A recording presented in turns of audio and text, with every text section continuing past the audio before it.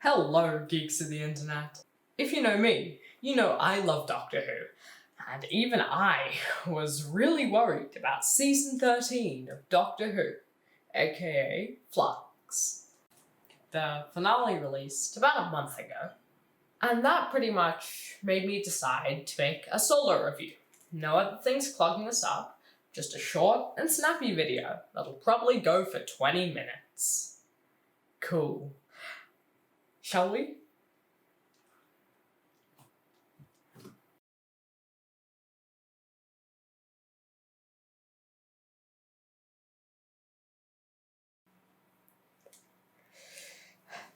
Now, many people have been just a little bit annoyed about the last season of Who and the things it did to Doctor Who canon.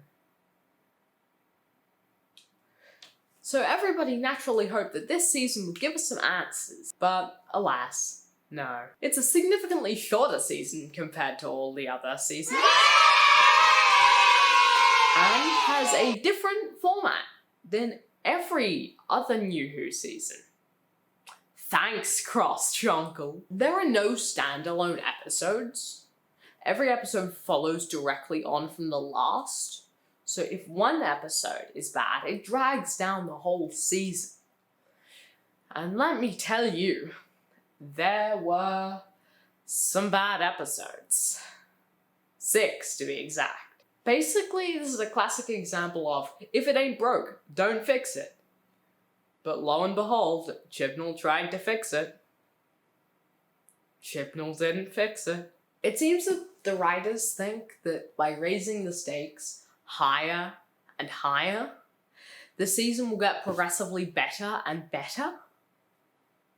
That's not how things work. So I'm gonna do this review in parts. First, the main plot, then the characters, then how they wrapped it up, and sort of miscellaneous. Okie dokie.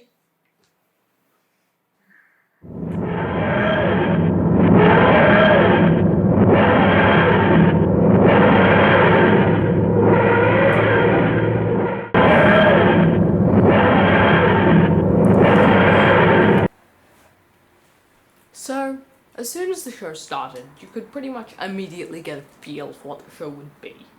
It would be another season of the writers not caring that we aren't the creators, not caring that we don't know as much as the Doctor does. They seem to forget that, and they sort of introduce plot threads willy-nilly. Like, who cares if the first episode has 5 plot threads introduced? Who cares if all the mysteries in the series that are introduced aren't resolved? Who cares if they take 3 episodes, half the season, to reference the timeless child? Who cares anymore? The basic story, if you could call it that, is that the Division, some organization connected to the Doctor, because she worked for them once, wants to end the universe with the Flux, which is a big cosmic storm that eats everything. And a bunch of enemies have taken this as a time to attack, including the Ravagers, Swarm and Azure, who I suppose are the main bad guys? They also want to destroy the universe, but they aren't allied with the other people who want to destroy the universe. I mean, like, they use the whole Flux idea, but they also kill the Doctor's mother. But not actually the Doctor's mother, it's actually the Doctor's adoptive mother. Then there's also the Grand Serpent, a lesser bad guy that wants to prepare the Earth for the Sontaran's invasion for some reason, and he's not really important. And the Doctor and pals have to stop the Ravagers and the Sontarans and the Division and the Grand Serpent and the Weeping Angels, who are sort of an alliance, but are mostly unrelated. Got all that? Me neither. And that's just the bare minimum. Not even touching on the TARDIS being destroyed, or the planet Time, or the weird magic gold thingies, or the magic tunnels, or... Alright, I'll stop. Episode 1 is basically the quote-unquote introduction, giving us all the plot threads that we sort of need to know. They don't give us much, but they do tell us that the Flux exists, which at the end of the episode scatters them throughout time for some reason. They spend the next episode realizing that the Earth's history has been altered, but they never tell us how or why. Like, it could make for a relatively interesting story, learning that the Doctor's enemies have taken over history. You know, probably because it was a Capaldi story. Yeah, that's probably it. Either way, they don't really expand on it enough. The next episode, they're thrown onto the planet Time, and they sort of meet the Ravagers and get scattered throughout time. I assume this is sort of meant to be the exposition episode, because we see the characters in their own histories. And we finally see the fugitive Doctor again. And drumroll please. We learn almost nothing. Come on! Episode 4 is the Angels episode, which actually feels vaguely like a standalone episode. They introduce a bunch of new characters and they go to a new time. So, good work, I suppose.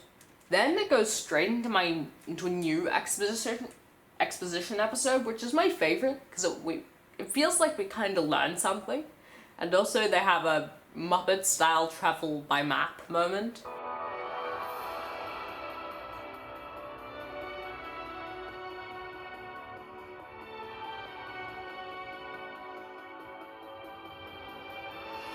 Which is my favorite thing ever. In this episode, it felt like we were finally getting close to the end of the series. Unfortunately, it gave me false hope, but we'll talk about the finale later.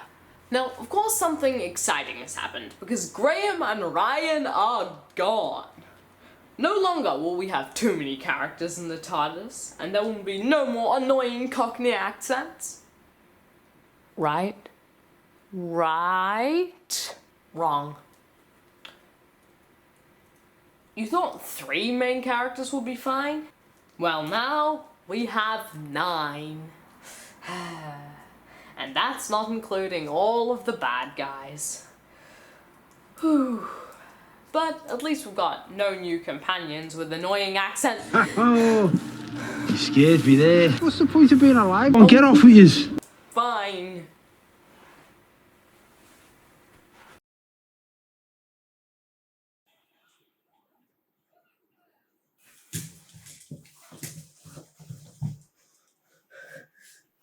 But yeah, the characters.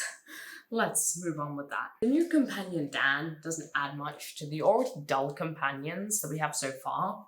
He doesn't exactly exude personality, except for, haha, funny joke. How'd you like that, eh? Pan-fried Santorin. Now I'm gonna walk right out of here. I'm very upset. Like, pretty early on, they established that he's a nice sort of guy, like, very charitable. But he doesn't feel like a fully fleshed out character yet. And because I assume Chubb Hall will be too focused on destroying Doctor Who canon, I don't think we're gonna see Dan get a full arc anytime soon. Or ever. And also, randomly by the second episode, his confidence has ramped up dramatically. He met the Doctor about 10 to 20 minutes ago, and he's now capable of killing Sontarans, so much so that he's even cocky and he cracks jokes. How'd you like that, eh? Pan-fried Santorin. Now I'm gonna walk right out of here. Stop it. Now onto Yaz, who basically did nothing this season, much like Dan. Yaz's whole thing was that the Doctor didn't tell her stuff, much like the viewer. Like, I can't really remember any time when Yaz actually did something. I remember things she was there for, but I don't remember things that were specific to her and her alone. And that's all for the main characters. Let's go into the other 7 characters. This is gonna be a long video, so let's go into speed mode. Go! Vinder and Bell are characters that didn't really need to be there. They spend the entire series looking for each other, and they run into the Doctor along the way. They do have connections to one of the many bad guys in the series, but besides that, they don't do much. I genuinely can't tell if they just wanted more characters and have no reason to be there, or they're like the Doctor's parents or something. Claire, the person that the Doctor knows for some reason, and we still sort of don't know why. She does nothing. Jericho! I don't mind him, he's a character I'll be pretty fine with in a one-off episode. One-off episode being a key part of that sentence. He lives for an episode or two, then dies heroically. Pretty happy with Jericho. Diane, friends with Dan, does nothing for the entire series before she works out how to destroy the universe-ending threat. Fine. Now, I have two more characters left to tackle. One is obviously the Doctor, and the other one is Carvanista. Why did you do this? Now, Carvanista is a Lupari, an anthropomorphic dog species, and the dog species is the companion species to the humans. Get it? Very, very funny! Because dogs are man's best friend? I'm howling with laughter, much like Carvanista in the final episode.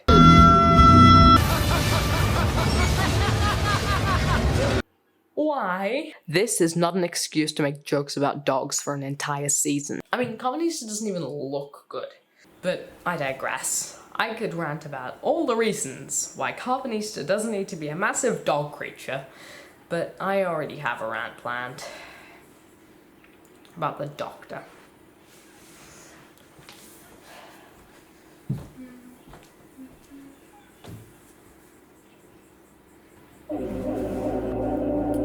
I could make an entire video about the Doctor. Heck, I could make 14 videos about the Doctor.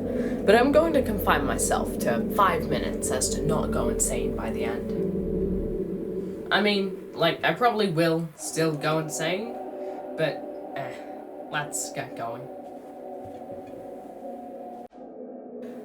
Let's make one thing clear. I don't think the people who dislike 13 dislike the actor. I think it's a step forward for Who, but the way Whittaker is written is very annoying. Missy, who did what 13 did, is one of my favourite characters in all of Who, but every Doctor has to be driven. They have to be where they are for a reason.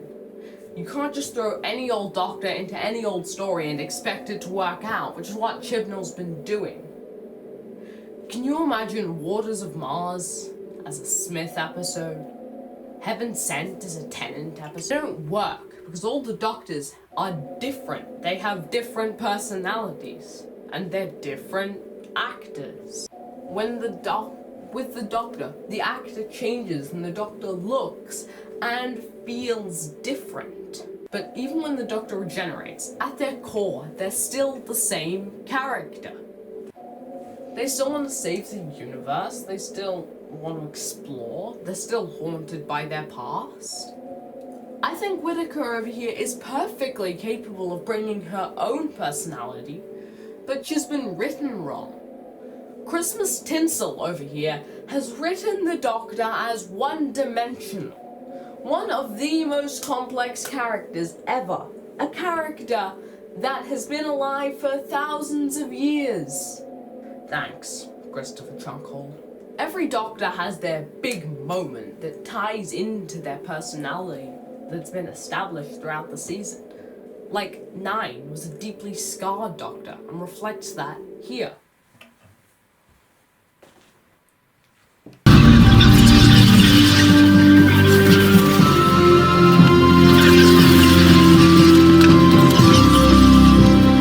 Everybody lives, Rose. Just this once! Everybody lives! Tennant had a bit of a god complex that reflects here. I'm the winner. That's who I am. The Time Lord victorious. And there's no one to stop you. No. And 11 was an old soul in a young person's body, which reflects here. Moment by moment until nothing remained. No time, no space. Just me. And Capaldi was a grumpy Doctor with a kind interior, which reflects here. Winning? Is that what you think it's about? I'm not trying to win. I'm not doing this because I want to beat someone, or because I hate someone, or because I want to blame someone. It's not because it's fun. God knows it's not because it's easy. It's not even because it works, because it hardly ever does. I do what I do because it's right! Because it's decent! One way or another, you see the Doctor's true colours, for better or for worse. Every Doctor has that side. It's just a matter of how they manifest it. They all manifest it, but it's just in different ways. Up until Chubby House over here. When he took over writing, the 13th Doctor stopped having that spark, that moment of impact. The 13th Doctor is just kind of quirkiness, dialed up to 11. Or 13. The 13th Doctor doesn't feel like her own character. She feels like multiple Doctors, all kind of squished into one. And that makes her feel boring and unoriginal.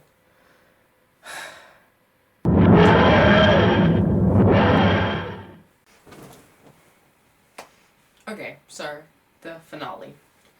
Do the characters and plot meld together to make a good series at the end? Well, no. Let's talk about it. End of episode 5, Swarm kills the Doctor's mother, and then attempts to kill the Doctor, but winds up scattering her in 3 places at a time. I mean, it's certainly a way to cover more ground in one episode, I suppose.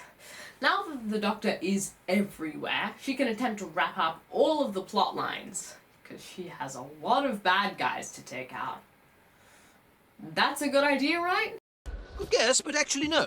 Chumpnell practically just dug his own grave. He opened too many plot lines, and now he has to resort to cheap plot devices to end the story. Kreese finally gets his comeuppance.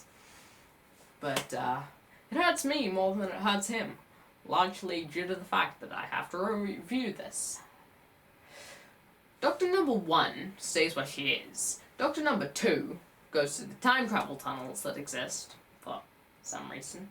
And Doctor number 3 goes to the Lupari spacecraft. Doctor number 1 essentially does nothing and acts as a character for Azure and Swarm to monologue to. You're a genius, Crabgrave. What a masterpiece.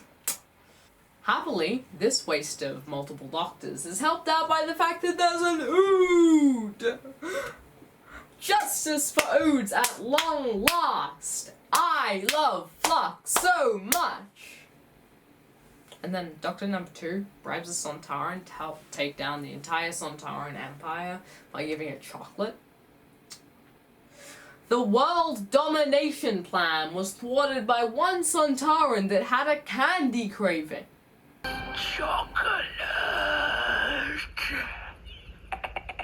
I revoke my earlier statement about my love of Flux. And then, finally, the 13th Doctor uses the help of the stupid Sontaran to break into the Sontaran base, where the Grand Serpent kidnaps the Doctor, to monologue to about how evil his plan is. And I really admire the choice they made. Actually listening to the evil plan in the monologue, and the Doctor actually breaking out at the end using her wit, definitely one of the smarter... Oh, wait. The other version of the Doctor rescued her. Super. That works too. It doesn't really. And naturally, we now have to get some quirky multi-Doctor shenanigans. Yay! It's not particularly smart either. It's similar to the Ganger Doctor in the Almost People, but dialed way up and way worse. Just like this Doctor is 11, but dialed way up without any of the depth. I enjoyed the dynamic 11 and Ganger 11 had, because they were different sort of people and they played off of each other really well.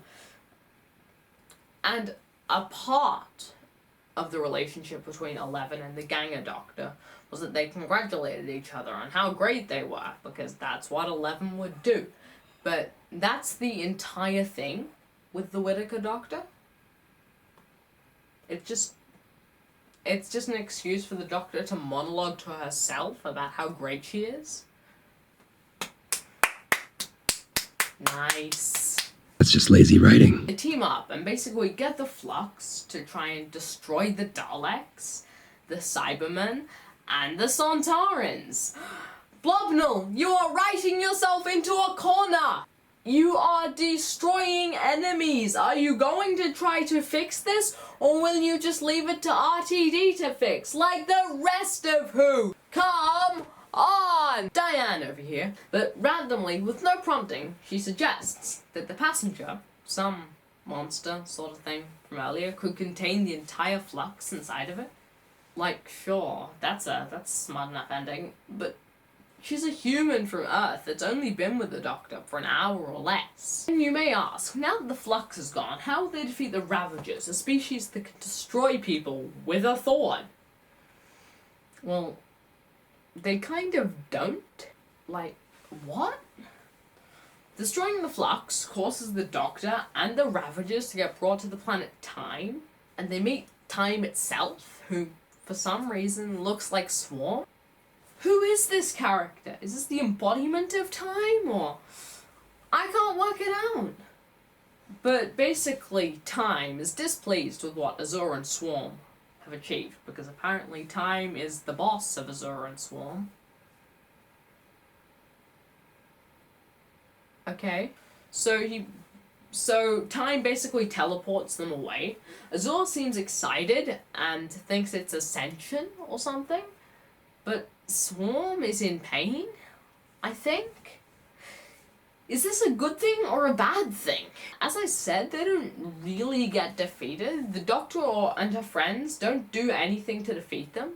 It feels incomplete. For all I know, they might reappear in the last two specials.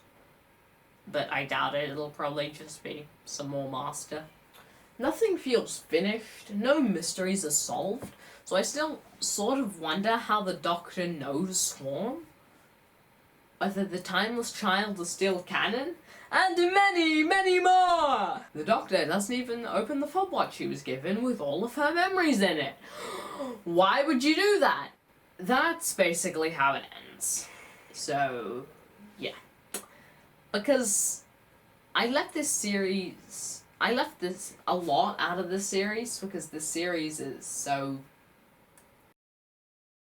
But wait, there's more! Not only am I annoyed with the plot and the characters, some design choices wind up not being awesome. Some transitions kinda look strange. Like this here wipe thing gets on my nerves. It's not bad, but it's annoying. And as I said, that travel by map clip earlier is just the height of cringe. And I don't really like the rebooted classic Sontaran design. I really prefer the one in the Tennant story, the Sontaran Stratagem. Their designs really go into the whole jacket potato thing, and their mouths barely move. It kinda looks scary. Chocolate. But not as scary as Dan, my sleep paralysis demon. But I've already spoken about how deeply I hate Carvanista's look. But hey, I do think the Swarm and Azure makeup looks amazing. It really adds to how menacing they are, shockingly. There's one stone still left unturned. The weird camera work they do.